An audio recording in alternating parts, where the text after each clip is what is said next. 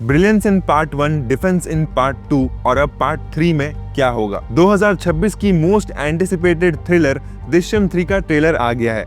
अजय देवगन का नहीं, the OG Mohanlal version. In this video हम बात करेंगे दृश्यम 3 के ट्रेलर में क्या है और हिंदी वर्जन का क्या अपडेट है। ये सारे सवालों का जवाब जानने के लिए फॉलो अलाउंग और इस वीडियो को एंड तक देखना। दृश्यम एक ऐसी सीरीज है जो बाकी थ्रिलर से हटके है। एक एक्सीडेंटल क्राइम और फिर उसे अपनी फैमिली को बचाने के लिए किसी भी हद तक जाना। थ्रिलर एंगल से ऊपर सबको यही एंगल सबसे ज्यादा अपीलिंग लगी और यही यूनिवर्सल एंगल के चलते इस मूवी के कई रीमेक्स भी बने। मतलब पैन इंडिया अपील तो ऑलरेडी है। क्या बाकी दो पार्ट्स की तरह इसमें भी ट्विस्ट एंड टर्न्स होंगे?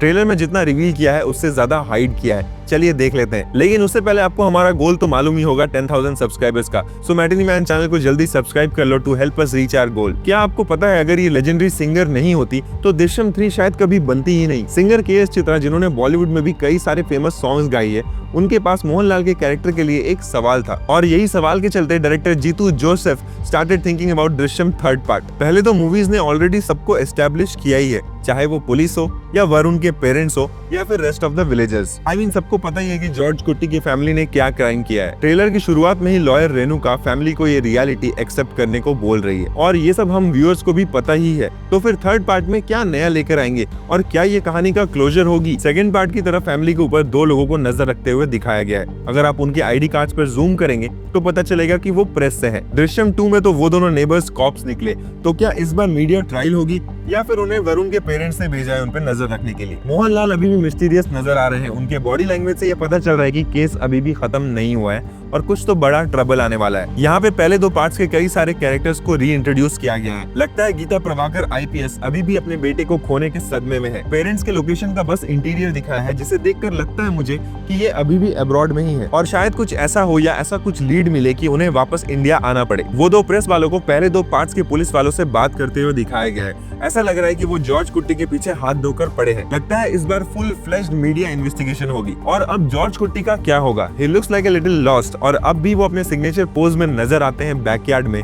विद द टूल्स जिसके हेल्प से उन्होंने वरुण की बॉडी को दफनाया था। लेकिन मुझे इस बार शोल्डर क्यों झुका हुआ लग रहा है और पहले दो पार्ट्स की तरह बॉडी लैंग्वेज में वो कॉन्फिडेंस भी नहीं नजर आ रहा है। लगता है इस बार का थीम ये है कि ये सब के बीच में जॉर्ज कुट्टी ने क्या क्या खोया है। हमेशा अलर्ट रहना, फैमिली को संभालना, बेटी के नाइटमेयर्स और इलनेस को हैंडल करना। लगता है ये सब के बीच में वो टायर्ड हो गया है। जॉर्ज कुट्टी का बिगेस्ट वरी अब ये है कि उसकी अपनी बेटियां उसके बारे में अब क्या सोचती है। क्या वो उसे एक क्रिमिनल मानने लगी है? और लॉयर किस एसिड के बारे में बात कर रहा है? वो अपनी फैमिली को ये सब क्यों नहीं बता पा रहा है? और ट्रेलर के एंड में जब लॉयर बोलती है एवरीथिंग इज ओवर, तो फिर जॉर्ज कुट्टी की बॉडी लैंग्वेज को देखो। Is it really over? क्या पता यही है सिंगर चित्रा जी की सवाल का जवाब। रिलीज से पहले तो सिर्फ डायरेक्टर ही बता पाएंगे स्टोरी और मेकर्स के हिसाब से कहानी की स्टोरी रिवील ना हो जाए, इसलिए पूरी कास्ट को फुल स्क्रिप्ट नहीं बताई गई है। जो लोग सिर्फ क्लाइमैक्स के शूट के टाइम पे प्रेजेंट थे उन्हें ही पता है कि मूवी एंड कैसे होगी। सो आपके क्या एक्सपेक्टेशंस है थर्ड पार्ट को लेकर? मुझे तो ये लगता है कि इस राज को कैरी करके जॉर्ज कुट्टी थक गया है और कुछ बड़ा रिवील होने वाला है इस बार। आप अपने थ्योरीज कमेंट से बताइए। आप लोग ये भी जानना चाहते होंगे कि बॉलीवुड वर्जन का क्या अपडेट है।